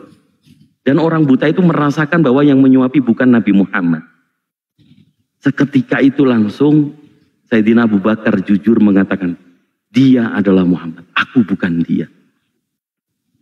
Kemudian orang buta itu nangis sejadi-jadinya. Dan kemudian memeluk agama Islam. Ini satu sebagian kisah ya tentang akhlak Nabi Muhammad. Kalau di Al-Quran sudah jelas. Saya kutip dari Al-Quran tentang bagaimana sifat Rasulullah Shallallahu Alaihi Wasallam di dalam surah Al-Qalam ayat yang keempat. Saya ambil ayatnya saja. Bismillahirrahmanirrahim. Wa innaka la'a khuluqin azim. Dan sesungguhnya engkau Muhammad benar-benar berbudi pekerti yang luhur. Maha benar Allah dengan segala firman. Jadi tuduhan itu kalau kalian meragukan Al-Quran. Al-Quran mengatakan bahwa Nabi Muhammad benar-benar berbudi luhur. Jadi saya harapkan Bang Vero lebih skeptis, tidak percaya manusia. Percayalah kepada kata hati, kemudian mencari kebenaran itu benar-benar mencari kebenaran. Karena yang kita lihat semuanya pada awalnya mengalami yang disebut dengan kebetulan. Kebetulan Anda tadi di lingkungan Kristen. Tapi apakah kebetulan itu suatu kebenaran? Saya mengajak untuk Anda benar-benar pahami, belajar banyak tentang Islam. Gurunda tadi sudah menyampaikan bisa lewat jalur yang lain selain platform TikTok. Saya rasa ini suatu kehormatan buat Anda. Itu saja dari saya, Gurunda. Wallahu ta'ala bisawab. Insyaallah. Ya, makasih Bang ya. Ya Bang, abang aku bersyukur ya. Aku bersyukur dan berterima kasih ya buat semua teman-temannya. Terlebih khusus buat Bang Zuma. Yang gimana ya, aku merinding loh Bang Zuma aku ini. Bener. Soalnya kan aku mikirnya gini Bang. Kan keluarga semua aku Kristen semua. Gak ada satupun yang Islam kan. Gak ada. Makanya kalau aku mau cari kebenaran tentang Islam, aku mau carinya kemana ya? Ustadznya juga nggak ada, masjidnya juga nggak ada, umat muslimnya satu aja nggak ada. Iya Bang, nanti Abang komunikasi aja sama Bang Juma lewat platform hijau ya Bang ya. Ya. Nanti saya kasih nomornya, Abang tinggal DM aja ke saya Bang. Siap, ya Bang. Ya Bang Hos. Ya. Ya oke. Makasih ya Bos ya. Makasih Bang Zuma. Sehat selalu semuanya. Aku izin turun ya. Ya. Ya Bang. Sehat selalu ya Bang ya. Ya amin. Ya. Ini ada Bang CSK. Bang CSK Muslim apa Kristen Bang? Bang CSK. CSK Muslim apa Kristen Bang? Bang CSK. Halo Bang. Kristen. Oh Kristen. Yang jawab anaknya ya Bang? Iya, itu anak saya. Iya Bang. Ya, Abang mau diskusi apa mau sekedar ingin bertanya aja Bang? Ya, saya dengar sebentar, lalu saya sedikit bertanya saja sih. Baik. Jadi sepanjang ini saya kebetulan kan ya bukan followernya Bang Zuma juga, tapi sekedar mengikuti sajalah, mendengar begitu diskusi dia terhadap baik itu sesama Muslim maupun dengan teman-teman dari Kristen. Lalu saya ini jadi bertanya, pertanyaannya begini, Bang Zuma ngomong tentang Islam, habis itu ngomong lagi tentang Kristen. Mohon maaf ya, saya tidak mencela, saya tetap menghargai apa yang menjadi hak kalian, apa yang menjadi ajaran kalian sebagai orang Muslim. Banyak teman saya Muslim, ada juga keluarga Muslim, jadi tetap menghargai saja. Dan saya cuma bertanya saja, selama ini Bang Zuma bicaranya tentang agama ini kok kuat sekali, baik itu dari sisi Islam maupun dari Kristen. Pertanyaannya, Bang Zuma ini basicnya apa sih? Bang Zuma ini basicnya memang dari sekolah agama atau kayak gimana? Saya cuma tanya itu. Baik, biar nanti langsung Bang Zuma jawab. Abang di mute dulu Bang, soalnya Abang di situ berisik noise ya Bang ya. Ini lagi live di YouTube juga Bang. Silakan. Apa dulu Gurunda? Ya udah Bang, di mute dulu Bang, biar dijawab dulu. Justru mungkin udah muncul di sini nih. Iya, nanti saya undang. Iya. Oke, suara sih kedengaran Kang? Aman? Iya,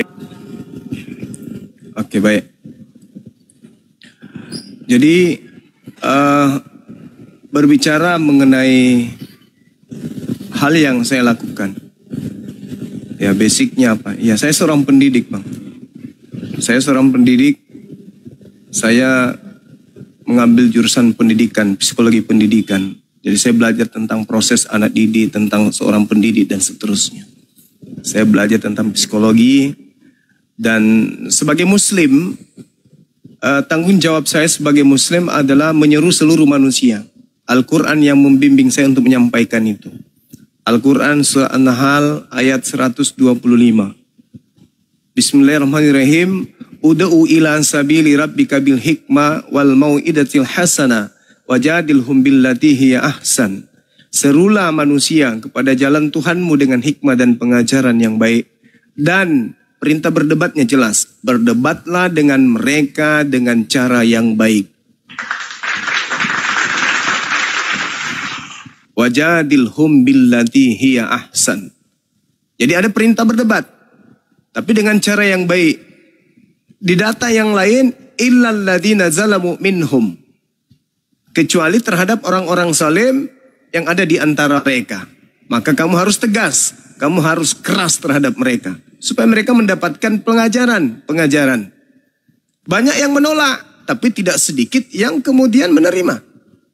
Jadi kalau hanya berdasarkan apa kredibel Anda, apa background Anda, apa basic Anda harus sarjana teologi, Anda harus sebagai seorang ustadz baru menyampaikan kebenaran. Tidak. Siapapun yang melihat kemungkaran, maka wajib hukumnya dalam Islam mencegah kemungkaran itu. Ta'muruna bil ma'ruf wa yanhauna 'anil munkar. Maka itu kewajiban umat Islam menyampaikan yang baik, yang ma'ruf, dan mencegah kepada yang mungkar. Itu yang pertama. Yang kedua, bertemunya dua muara. Muara Islam dan muara Kristen. Islam adalah ajaran yang diperintahkan untuk disampaikan kepada seluruh manusia, bahkan kepada alam semesta. Rahmatan lil alamin. Islam datang sebagai rahmat untuk alam semesta.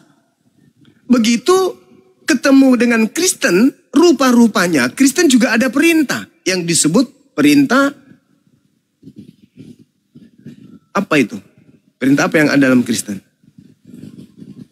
Amanat agung, Bang. Amanat agung. Pergilah, jadikanlah seluruh manusia menjadi pengikutku. Perintah jadikan, itu adalah sebuah tekanan. Kalau Anda tidak menjadikan, berarti Anda melanggar perintah. Beritakanlah Injil kepada seluruh makhluk. Baptislah mereka dalam nama Bapa, Anak, dan Roh.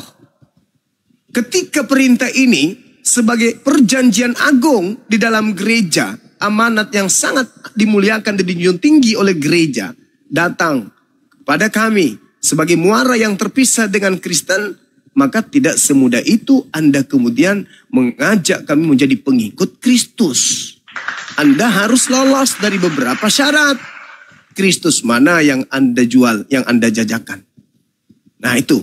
Jadi Islam memiliki kemudian perintah untuk menyampaikan Islam itu kepada seluruh manusia.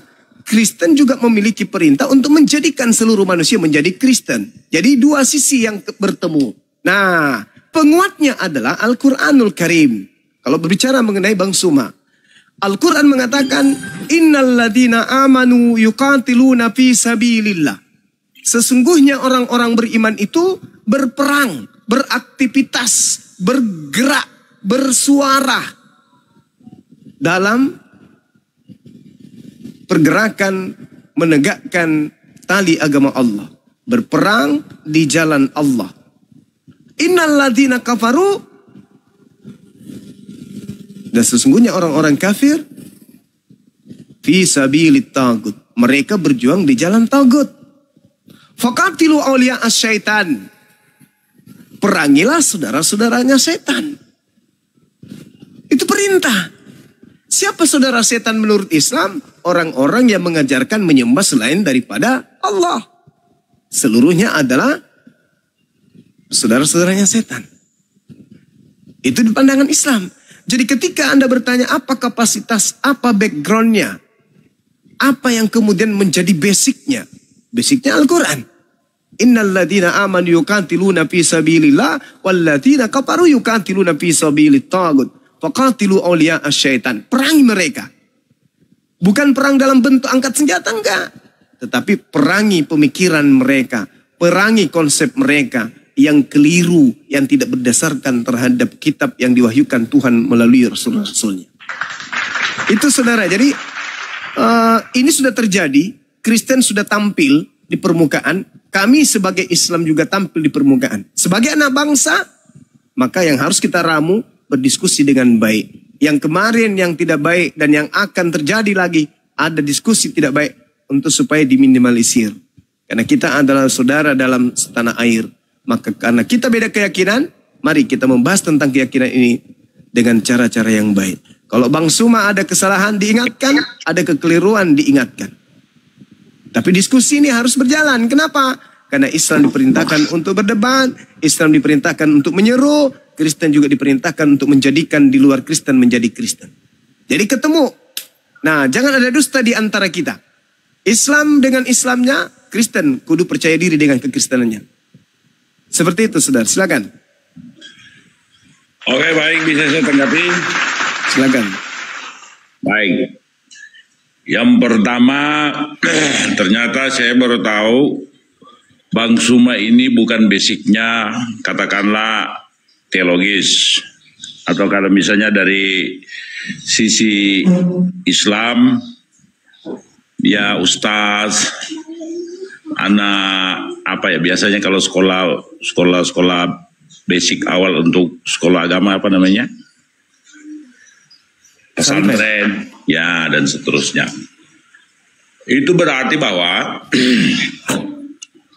pemikiran-pemikiran Bang Suma terkait dengan urusan agama, yang pertama saya tetap menghargai, tetapi bagi saya Bang Suma berbicara terkait agama apapun, baik itu dari sisi Islamnya tetapi juga dari sisi Kristen, bagi saya Bang Suma hanya berbicara dari sisi pandangan Bang Suma secara pribadi, secara manusiawi, tanpa punya basic pendidikan terkait dengan agama. Itu satu. Lalu yang kedua, kalau misalnya Bang Suma sudah mengatakan bahwa Muslim memerintahkan, Kristen juga memerintahkan, itu berarti bahwa di sana harus ada yang namanya saling menghargai. Artinya bahwa masing-masing tetap meyakinkan dengan apa yang menjadi keyakinan masing-masing. Nah, pada titik ini mestinya perbedaan pandangan, perbedaan keyakinan itu harus diimplementasikan melalui kata-kata. Artinya bahwa apapun yang kita berbicara, tetapi sedapat mungkin kita menghindari cemoohan, kata-kata kasar terhadap orang yang berbeda keyakinan. Kan begitu. Berpandangan boleh, bernarasi boleh, tetapi kita tetap harus menghargai keyakinan orang yang menjadi dasar. Itu maksudnya. Jadi, mohon maaf, ini karena sepanjang ini kan saya dengar Bang Suma selalu mencemooh orang lain, mencemooh orang yang tidak sekeyakinan, gitu. Jadi, saya hanya berpandangan seperti begitu. Karena ya kalau Bang Suma punya pandangan yang tadi Bang Suma katakan, itu berarti bahwa ada titik temunya, yang itu kesimpulannya harus kita saling menghargai antara satu dengan yang lain tanpa harus mencemooh. Ini parah nih. Kata-kata yang kasar. Gitu. Tenang. Oke Bang. Oke, itu saya tenang. Iya, saya rasa ini adalah masukan yang baik. Ya, satu pandangan yang nilainya positif, cakupannya positif, dan cukup mengedukasi. Cuman satu hal kemudian sebagai narasi yang membangun wawasan kita, bahwa kita tidak pun bisa menilai seseorang itu dari permukaan saja. Tapi kita harus menilai orang itu ketika bertindak, apa yang melatar belakangi tindakan orang tersebut ada. Berbicara mengenai pendidikan, saya mondok 6 tahun. Saya lulusan dari pesantren Nurul Junaidiyah, Lauwo, Kabupaten Luwu Utara pada zaman itu. Saya angkatan 98, kemudian ambil jurusan perbandingan mazhab di UIN, YIN waktu itu Alauddin, kemudian di Universitas Muslim Indonesia, saya juga mengambil jurusan pendidikan agama Islam. Jadi terkait hal ini, mungkin saudara-saudara perlu pahami bahwa ketika di dalam berdialog, ketika di dalam berdebat, ada sesuatu yang mungkin ungkapan atau perilaku yang menyebabkan ya orang menilai beda, masing-masing punya penilaian terhadap Bang Suma. Itu saya akui memang. Tapi ketika niatan ini lahir dari seorang saudara kita, ya dari Kristen, saudara CSK 76, ya kita harus menghargai itu. Tadi di awal saya menjelaskan bahwa dasar pijakan saya terjun di dunia debat latar belakang karena Al-Quranul Karim. Dan dari pihak Kristen sendiri, muaranya dari seberang. Karena Kristen ini adalah memiliki sebuah konsep amanat agung untuk mengkristenkan seluruh manusia di atas muka bumi. Mengkristenkan seluruh manusia di atas muka bumi sebagai seorang yang mempelajari Bible sama halnya menjadikan seluruh manusia di atas muka bumi sebagai manusia yang akan diusir oleh Yesus nanti di akhir zaman. Membiarkan orang-orang ini diusir oleh Yesus. Kalau saya tidak ngambil bagian. Yang kedua, saya boleh dinilai dengan penilaian masing-masing. Tapi izinkan saya berbicara. Dalam hal Islam, Islam menyampaikan keislaman tanpa unsur paksaan, tanpa unsur mengelabui, tanpa unsur berpura-pura. Islam dengan jati dirinya 100% maksimal pasang badan dengan keislaman itu sendiri. Sedangkan Kristen meninggalkan cangkang. Kristen melepaskan wibawanya sendiri. Kristen melepaskan disiplin ilmunya sendiri. Kristen mengajarkan kekristenannya dengan pola yang tidak diajarkan kemudian oleh Yesus itu sendiri. Ketika mereka berhadapan dengan orang Yahudi, Kristen seakan-akan Yahudi. Mereka menggunakan banyak istilah-istilah Yahudi. Ketika mereka berhadapan dengan umat Islam, mereka melepaskan cangkang aslinya. Mereka menggunakan istilah-istilah Islam. Pembeda ini jelas antara kami umat Islam dan saudara-saudara Kristen sebagai orang-orang yang mengatakan mereka adalah apologet Kristen. Sayangnya mereka membantah Al-Quran dengan memakai istilah Al-Quran. Mereka benci kepada Al-Quran dengan mengutip-ngutip istilah-istilah Al-Quran. Mereka benci kepada Nabi Muhammad yang membawa Al-Quran, tetapi Kristen diajarkan dengan lebih banyak menggunakan istilah ajaran Nabi Muhammad daripada istilah dari Paulus. Maka dari dasar langkah awal saja Kristen sudah terlihat timpang. Islam dalam proses terjemahan Al-Quran tidak mengambil bahasa-bahasa yang prinsip di dalam Bible. Tetapi Bible pada saat diterjemahkan ke dalam bahasa Indonesia, offside. Mengambil istilah-istilah yang sangat prinsip di dalam akidah Islam untuk masuk sebagai bagian daripada kitab untuk menguatkan narasi-narasi para apologet Kristen. Nama lain daripada Al-Quran adalah Alkitab. Tetapi sayangnya, Kristen lebih familiar menyebut kitab mereka dengan sebutan gelar Al-Quran yaitu Alkitab, daripada Kristen menyebut kitab mereka dengan sebutan Biblika atau Biblos. Maka PR kami sangat berat. Kenapa? Kami harus menyadarkan saudara-saudara kami Kristen untuk supaya sadar bahwa dalam berapologet, dalam pembelaan akidah, baik apologet Islam maupun apologet Kristen, Kristen harus terlebih dahulu mandi air 7 sumur 7 rupa kembang. Kenapa? Mereka selalu membawa nama istilah-istilah Al-Quran di dalam mengajarkan agama Kristen itu sendiri. Dengan kata lain, Kristen sebelum berperang sudah kalah duluan. Kenapa? Karena mengatakan Islam itu salah, tetap jual agamanya dengan menggunakan istilah Islam. Mengatakan Al-Quran itu bukan firman Tuhan, tapi menguatkan narasi kekristenannya dengan menggunakan istilah-istilah Al-Quran. Mengatakan Nabi Muhammad itu bukan Nabi, tetapi gelar-gelar Nabi Muhammad digunakan untuk memberikan gelar itu kepada Paulus, pendiri agama Kristen. Jadi sebelum mereka bertanding, Kristen kalah duluan. Coba, ini sederhana, Bung. Ini sederhana.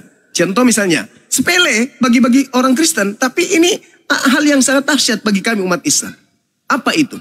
Ketika orang Kristen mengotori bibir mereka dengan mengucapkan buku-buku dari Belanda itu dengan sebutan Alkitab, itu pukulan telak sebenarnya kepada Kristen.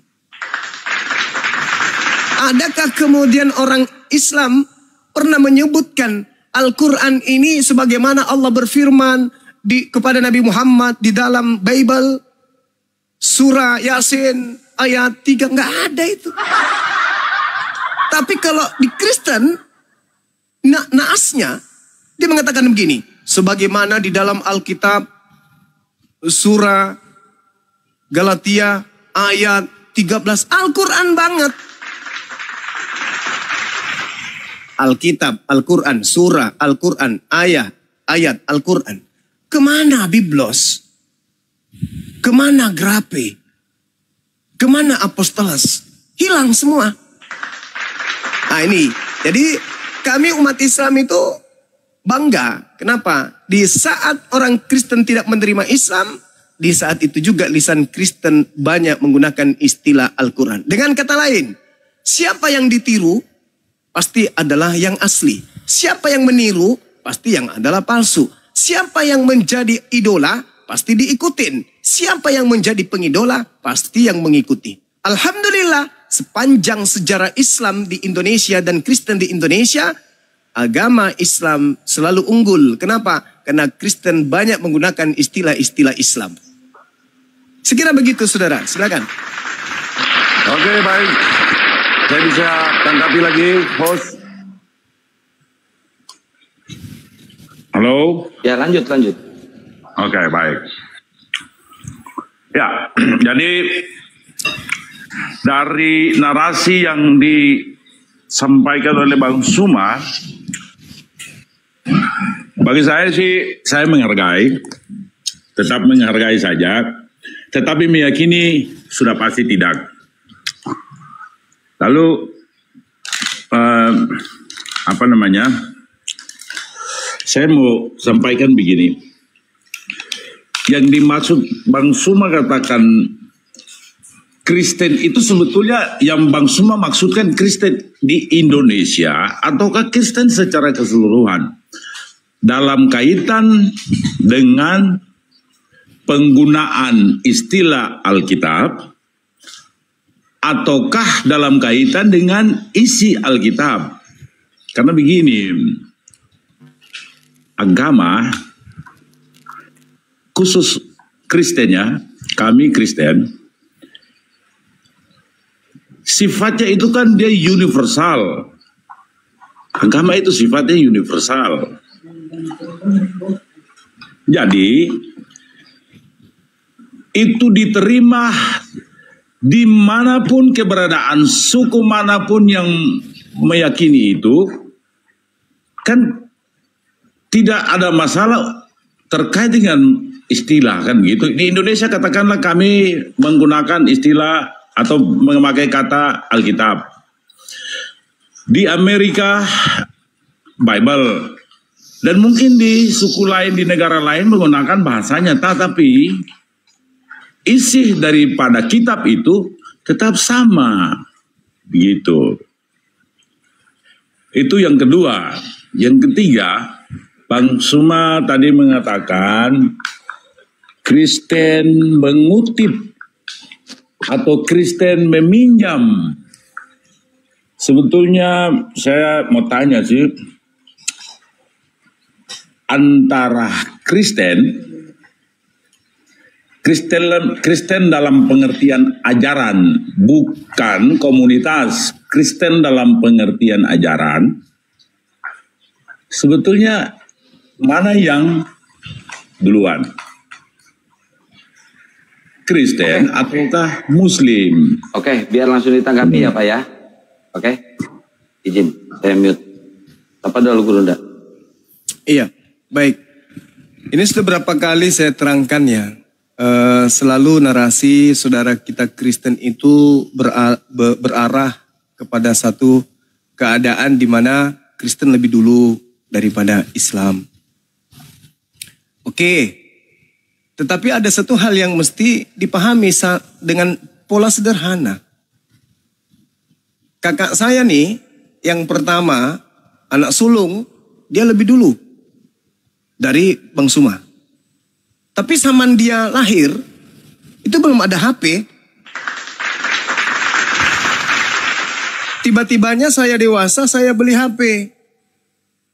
Terus dia rampas HP itu dan dia mengatakan, ini milik saya karena saya lebih dulu ada daripada ente. Padahal HP ini adanya di zaman saya. Bukan adanya di zaman dia. Meskipun dia lebih dulu ada di atas muka bumi, tapi pada zamannya belum ada HP. Ini logika sederhana. Inilah yang terjadi di Kristen. Karena menganggap mereka pertama daripada Islam, maka semua yang ada di depannya itu miliknya. Ini adalah mental-mental penjajah. Mental penjajah yang masih terekam, tertancap di dalam benak orang-orang Kristen. Setiap sesuatu karena mereka lebih dulu, maka yang lain belakangan itu hanya penumpang. Mereka yang punya dunia alam semesta ini.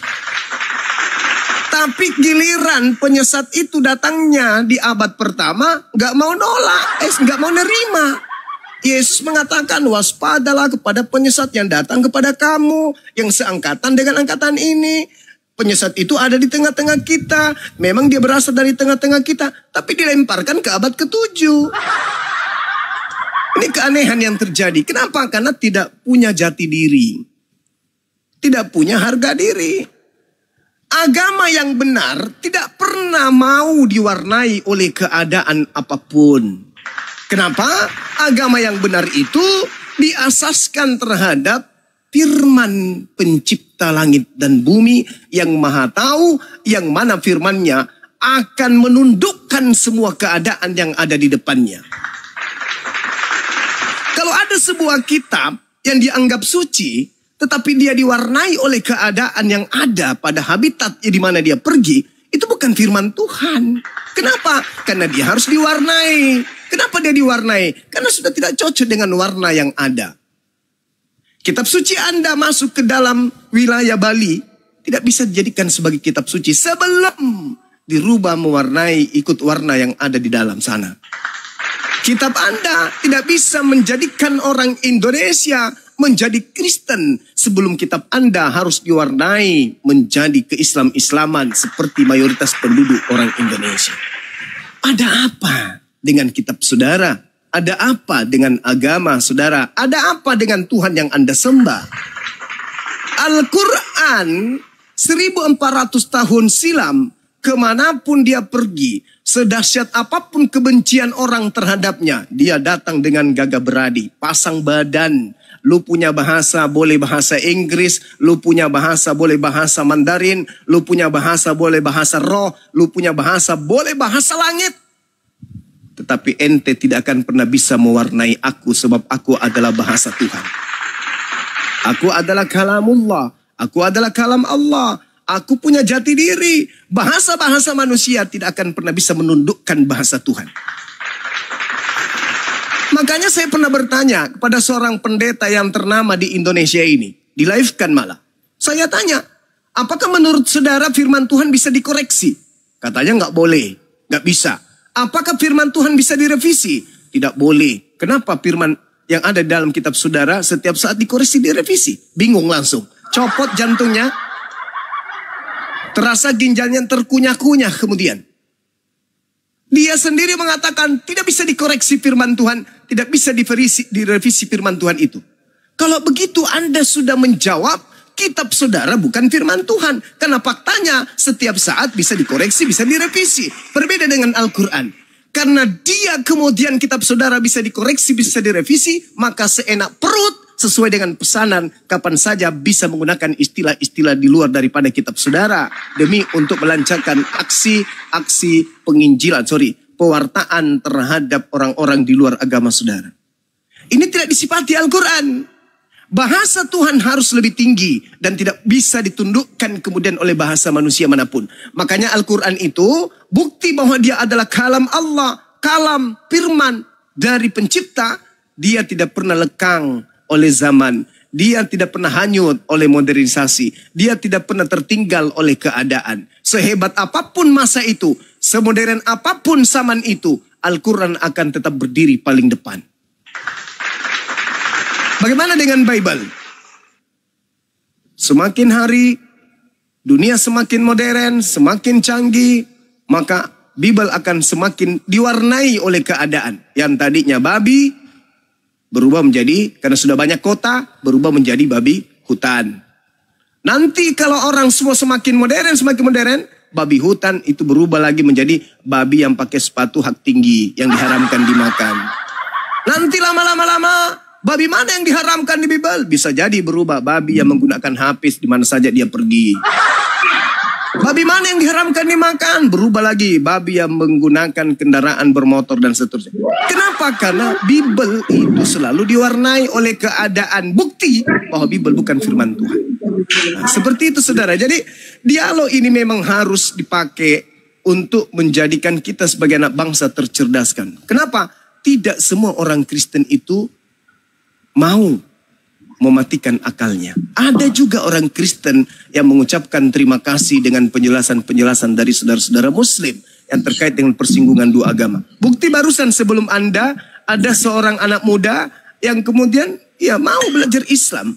Karena mereka mendengarkan apa yang kami sampaikan berdasarkan Bible itu betul. Ketika kami mengatakan Yesus mengatakan dirinya bukan Tuhan, di mana dalilnya Yesus mengatakan dirinya bukan Tuhan? Kami menunjukkan data. Yohanes 17 nomor 3. Hidup kekal itu adalah mereka mengenal Tuhan satu-satunya yang adalah di langit. Dan berarti dia satu-satunya. Berarti yang di bumi yang bernama Yesus itu bukan Tuhan. Karena kapan Yesus itu juga adalah Tuhan, berarti harusnya hidup kekal itu adalah mereka mengenal dua-duanya Tuhan, yaitu Bapa dan yang Yesus. Tapi ternyata Yesus membantah ketuhanannya dengan mengatakan dan mengenal Yesus sebagai utusan. Berarti Yesus untuk mendapatkan hidup kekal, dia harus dikenal sebagai utusan. Itu bukti. Anak muda ini berpikir, loh kok benar ya? Inilah manfaat daripada dialog dibangun. Ada yang mengambil asas manfaat dari diskusi-diskusi yang terjadi. Ada juga yang menganggap ini adalah sesuatu yang tidak bagus. Karena mereka hanya berpikir ego. Mereka harus Kristen yang paling benar. Padahal mereka tidak mampu kemudian menegakkan kebenaran itu. Orang-orang Kristen yang mengatakan agama Kristen itu benar, begitu berbicara mengenai agama di depan umat Islam, mereka seibarat menegakkan benang basah. Tidak akan pernah bisa. Demikian saudara, silakan. Ya, silakan Pak Deska.